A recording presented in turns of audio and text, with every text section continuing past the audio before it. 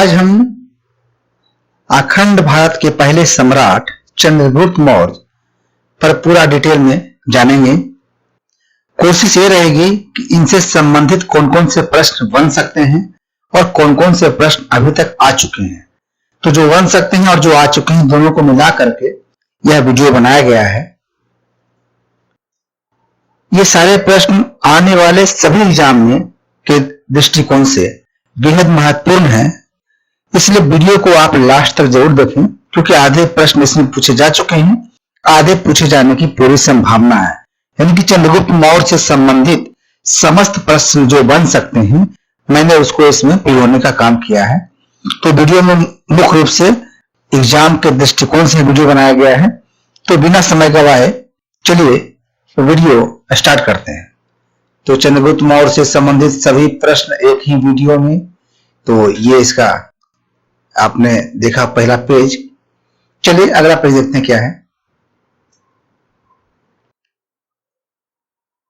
Question number 1 है, चंद्रगुप्त मौर्य के राज्यारोहण की तिथि क्या थी?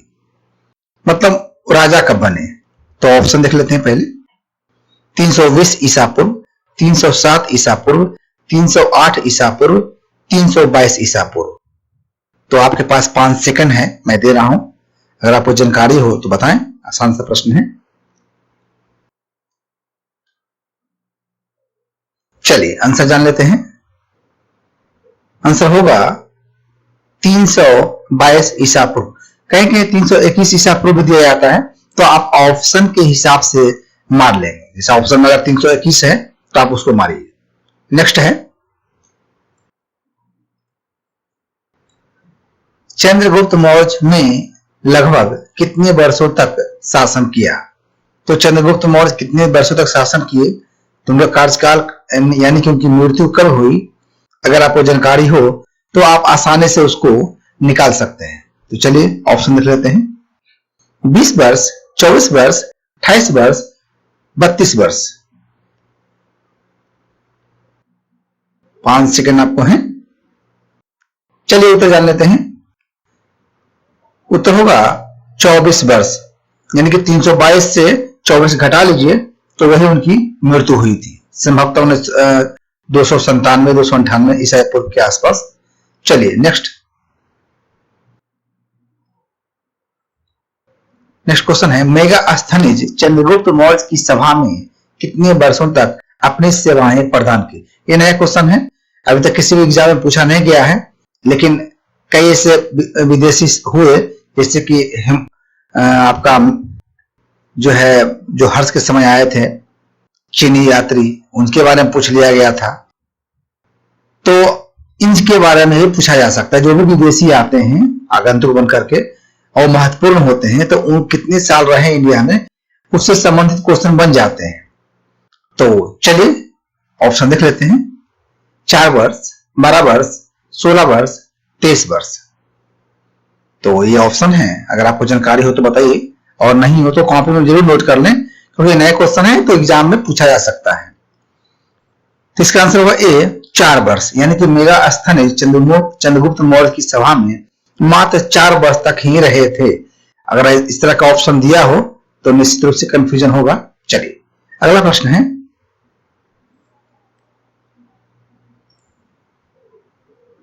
ग्रीक लेखों में चंद्रगुप्त मौर्य को किस नाम से जाना जाता है? तो ये क्वेश्चन भी पूछा गया है, बट ज्यादा नहीं पूछा गया है। तो देख लीजिए, ग्रीक लेख वाला पूछा गया था सेंद्रोकोटस, अंद्रोकोटस, प्लेटोगोटस, अगस्टस। तो चंद्रगुप्त मौर्य का नाम ग्रीक लेखों में क्या है ये बताना है आपको। तो ऑप्शन सुन लिया आपने, समय 5 सेकंड है आपके पास।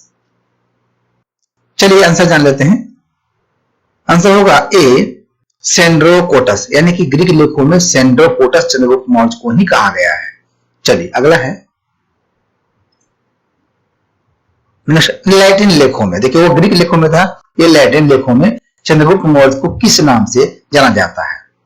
तो चंद्रगुप्त मौर्य को किस नाम से जाना जाता है ये देख लेते हैं। Option, Androcottus, Sandrocottus, Androcottus, प्लेटोगोटस।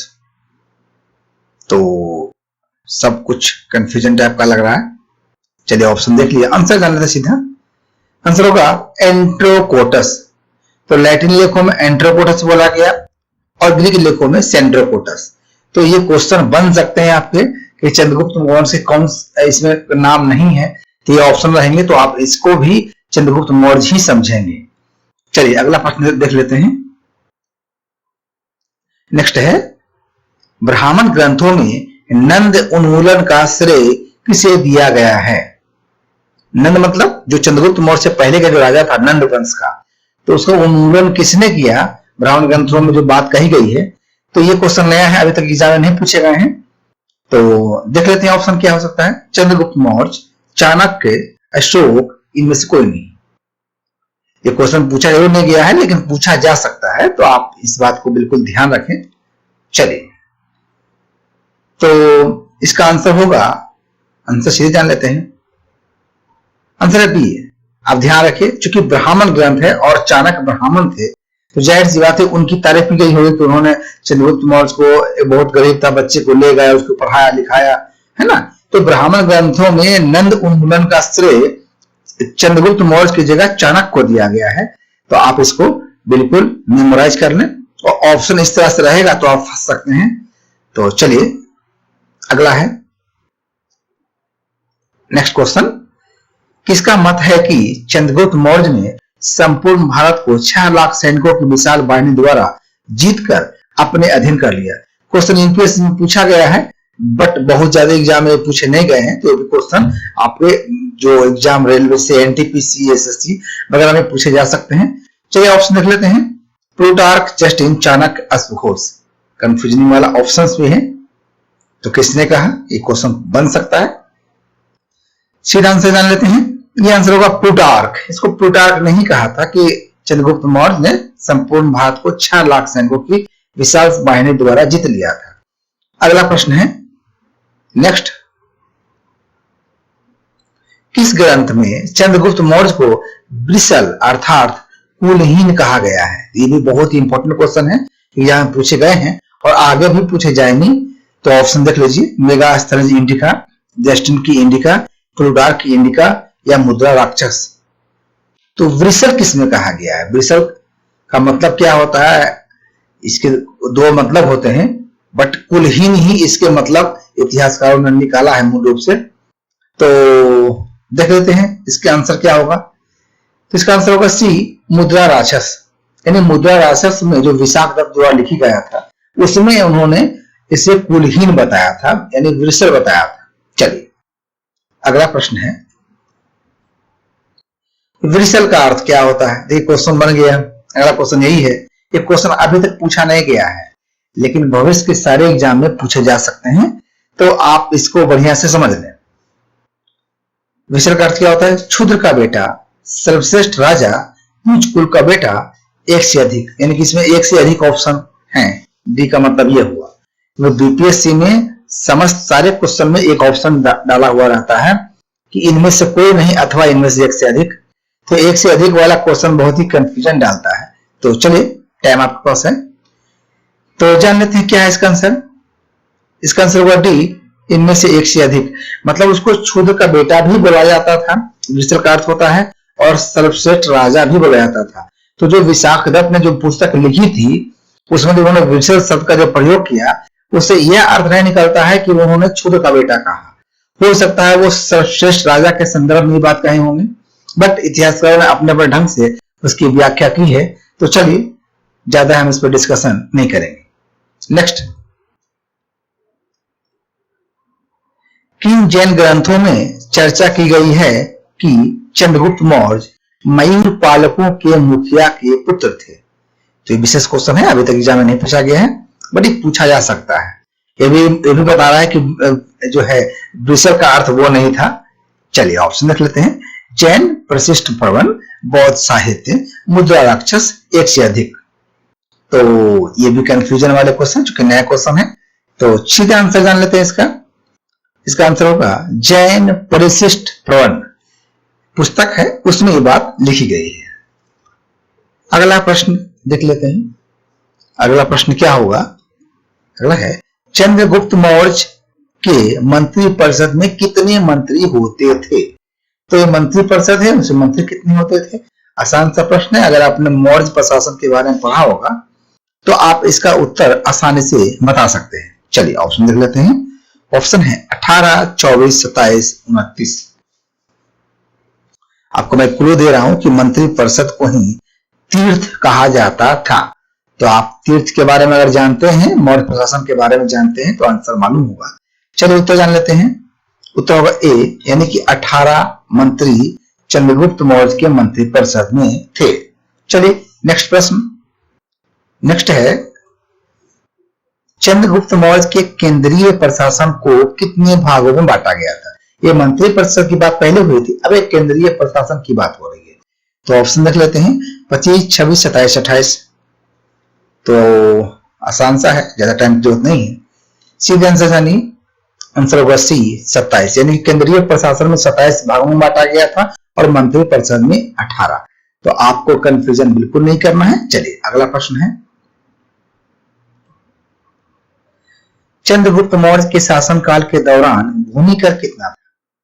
भूमि कर, लैंड टैक्स, 1/2, 1/3, 1/4, 1/6। आंसर जान लीजिए सीधा, डी होगा आंसर, 1/6। ये 1/6 ही उस समय वसूला जाता था। अगला है, सेल्यूकस ने हारने के बाद कौन से प्रांत चंद्रगुप्त मौर्य को सौंप दिए? भाई उनसे युद्ध हुआ था 305 ईसा पूर्व में। तो उसके बाद सेल्यूकस ने अपनी पुत्री हेलेना और बहुत सारे प्रांतों को चंद्रगुप्त मौर्य को सौंप दिया था। तो आपको ऑप्शन के हिसाब से छांटना है। हिरात, कंधार, काबुल, बलूचिस्तान, सभी। तो ऑप्शन ये है। चलिए आंसर जान लेते हैं।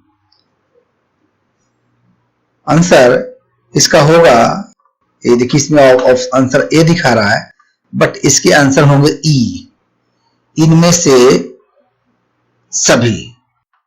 तो आप इसको आंसर इसको जो है आप ई मान लीजिए, इनमें से सभी। ये आंसर नहीं होगा, ई आंसर होगा, इनमें से सभी। चलिए इसको आप सुधार लीजिए। चलिए नेक्स्ट है,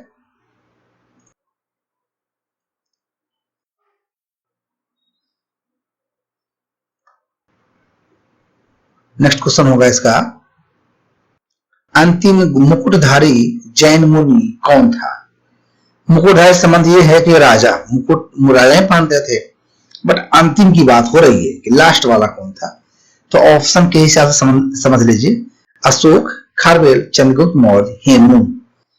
तो चंद्रगुप्त मौर्य भी मुकुटधारी थे, बट यहाँ अंतिम की बात हो रही है। तो अंतिम की बात हो रही है तो ऑप्शन देख लिया आपने। चलिए उत्तर जान लेते हैं। उत्तर चंद्रगुप्त मौर्य ही होगा, क्योंकि इनके बाद कोई भी मुकुटधारी जैन धर्म को स्वीकार नहीं कर पाया। उससे पहले जैन धर्म के राजा बहुत सारे हुए, लेकिन उसके बाद कोई ऐसा राजा नहीं हुआ जिसने जैन धर्म को अपनाया हो विशेष रूप से। चलिए अगला प्रश्न है, चंद्रगुप्त मौर्य के समय नगर का अधिकारी क्या कहलाता था? अब नगर के अधिकारी की बात हो रही है, तो ऑप्शन लिख लेते हैं पहले। महापौर, नागरिक, महापात्र, इनमें से कोई नहीं। तो अगर आपको जानकारी हो तो बताएं। इसका उत्तर जान लेते हैं। इसका उत्तर होगा बी, नागरिक। चंद्रगुप्त मौर्य के समय नगर का अधिकारी नागरिक कहलाता था। अगला प्रश्न है नेक्स्ट, चंद्रगुप्त मौर्य के समय मंत्रियों का वेतन कितना था? चंद्रगुप्त मौर्य के समय मंत्रियों का वेतन कितना था? तो बहुत पैसे दिए जाते, उसमें पन के मतलब समझ लीजिए कि आज का 1 लाख ही उसका पन बराबर समझ लीजिए। पन मतलब कोई 1 रुपया नहीं था। तो देखिए मंत्रिपरिषद मंत्रियों को वेतन कितना मिलता था? 12,000 पन, 24,000 पन, 48,000 पन, 96,000 पन। तो ये भी क्वेश्चन अभी तक नहीं आया है, रिपीट नहीं हुआ है, क्वेश्चन आया ही नहीं अभी तक, नया क्वेश्चन है। तो सीधे आंसर जान लेते हैं। ये 48,000 पन, यानी 48,000 पन जो है चंद्रगुप्त मौर्य के समय मंत्रियों को वेतन के रूप में प्रदान किया। वेतन इसलिए इतना दिया जाता था ताकि ये चोरी न करे, ईमानदारी से कर्मठता से काम करे। तो ये बात आज के परिप्रेक्ष्य में भी महत्वपूर्ण है कि अगर आपको कार्मिकों से अच्छे और ईमानदारी से काम लेने हैं तो वेतन काफी अच्छे होने चाहिए, साथ साथ सख्ती भी होनी चाहिए कि अगर गलती करे इसके बावजूद तो उसका पनिशमेंट भी उसी लेवल का होना चाहिए। चलिए अगला प्रश्न, चंद्रगुप्त मौर्य के समय सैनिक विभाग कितने भागों में बटा हुआ था? तो अब देखिए सैनिक विभाग की बात हो रही है तो ऑप्शन देख लेते हैं, 6 भागों में, 12 भागों में, 18 भागों में, 24 भागों में। तो ये भी क्वेश्चन नया है, अभी तक पूछा नहीं गया है, तो इसका सीधा आंसर जान लेते हैं। आंसर होगा 6, यानी कि चंद्रगुप्त मौर्य के समय जो सैनिक विभाग था उसको 6 भागों में बांटा गया था। नेक्स्ट क्वेश्चन, चंद्रगुप्त मौर्य के समय समस्त साम्राज्य को कितने प्रांतों में बांटा गया था? ये भी इंपॉर्टेंट क्वेश्चन है और नया क्वेश्चन अभी तक पूछा नहीं गया है। अकबर ने कितने प्रांतों में बांटा था, एक क्वेश्चन पूछा जा चुका है। तो जब अकबर का पूछा जा चुका है तो चंद्रगुप्त मौर्य का भी पूछा जा सकता है, इसी लिहाज से हमने इस क्वेश्चन को सेट किया है। तो सीधा ऑप्शन ले लेते हैं, 5 भागों में, 6 भागों में, 7 भागों में, 8 भागों में।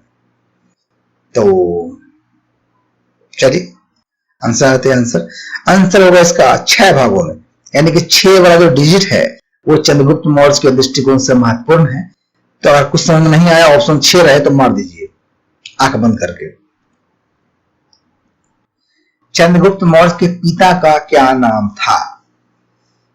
तो ये क्वेश्चन भी एकदम से नया है, अभी तक नहीं पूछा गया है, लेकिन आप चलिए आंसर जान लेते हैं। क्वेश्चन ऑप्शन देखिए, सूर्यगुप्त स्वार्थ सिद्धि मौर्य, विष्णुगुप्त स्वार्थ सिद्धि मौर्य, पुष्यगुप्त स्वार्थ सिद्धि मौर्य, इनमें से कोई नहीं।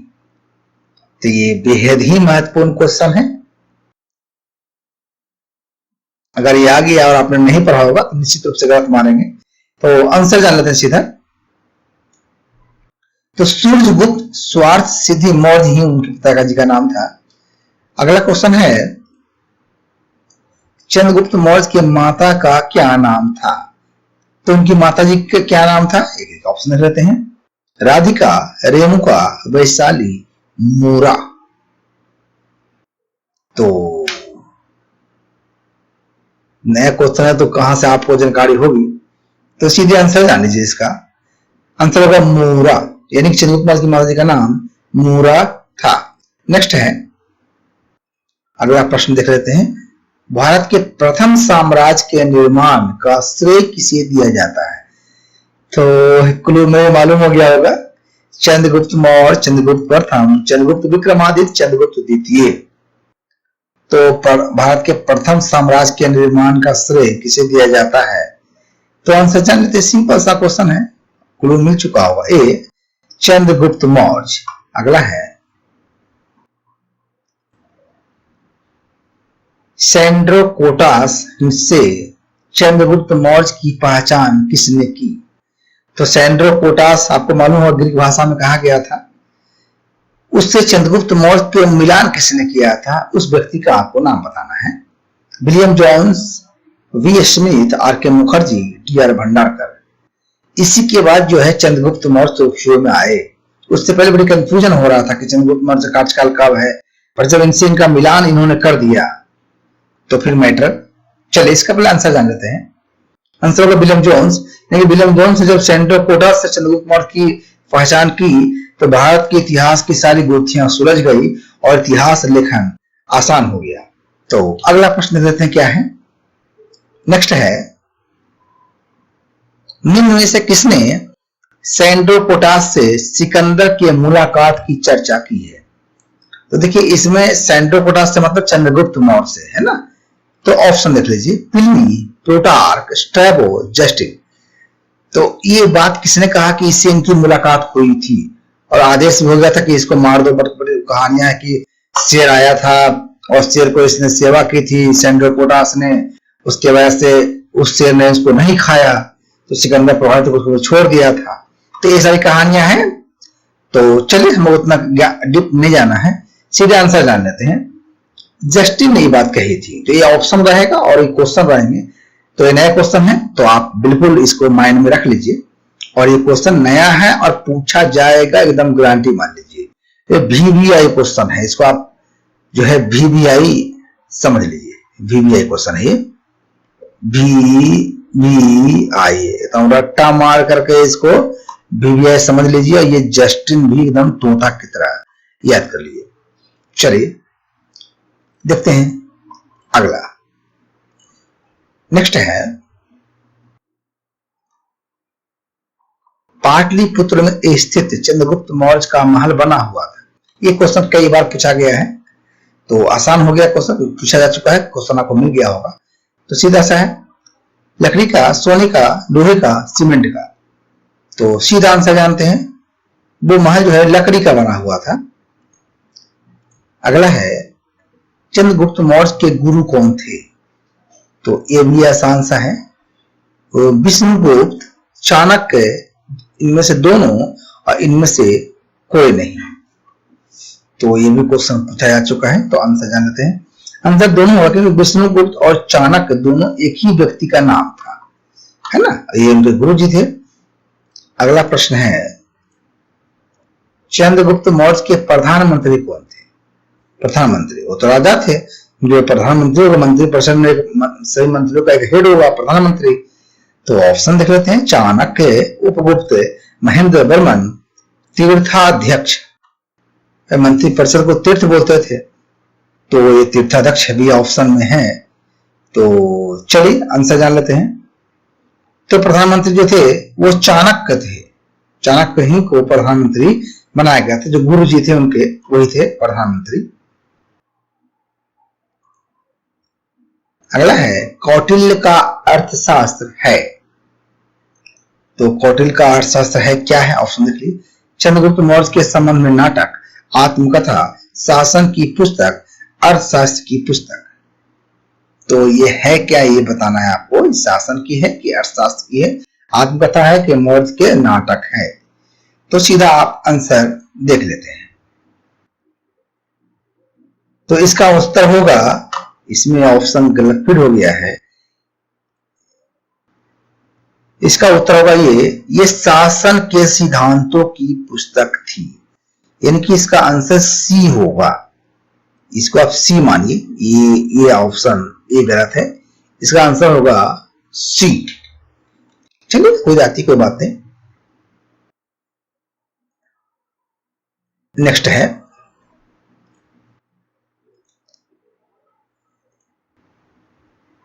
अगला प्रश्न है इसका, राज्य के सप्तांग सिद्धांत के अनुसार राज्य का 7वां अंग कौन था? ऑप्शन देखिए, जनपद, दुर्ग, मित्र, कोष। तो इसका मैं एक ट्रिक बताऊंगा अभी, उससे एक कंफ्यूजन दूर हो जाएगा कि कौन कैसे होता है। तो इसका पहले आंसर देख लेते हैं। आंसर इसका मित्र बताया गया है। अब देखिए इसका क्रम कैसे, सप्तांग राज्य में 7 बातें बताई गई है। तो मैं बोल देता हूं साथ साथ, राज, R A J, राज हो गया, DK SM।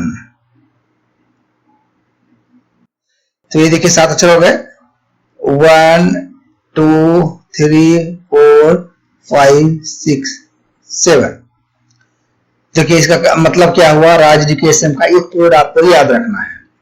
तो आर के मतलब हो गया राजा, अमात्य, जनपद, दुर्ग, कोष, सेना और मित्र। तो यही ऑप्शन था, 7वां पूछ रहा था, 7वां अंग, तो ये मित्र हो गया। अगर 5वां पूछते तो ये होगा, पहला पूछे तो ये होगा, है ना। फिर से सुन लीजिए, राजा, अमात्य, जनपद, दुर्ग, कोष, सेना और मित्र। तो ये कंफ्यूजन मेरे ख्याल से आपको नहीं हुआ होगा। अगर ये आप बढ़िया से इसको प्रैक्टिस कर लें 4-5 बार, तो आप निश्चित रूप से ये कहानी सप्तांग राजवंश, ये क्वेश्चन कई बार पूछा गया है, यूपीएससी में पूछा गया है और कंफ्यूजन के लिए फंसा जाते हैं। तो ये इंपॉर्टेंट क्वेश्चन है, ये इसको आप VBI मान लीजिए, ये VBI है। चलिए ज्यादा समय नहीं लेते हैं आपका।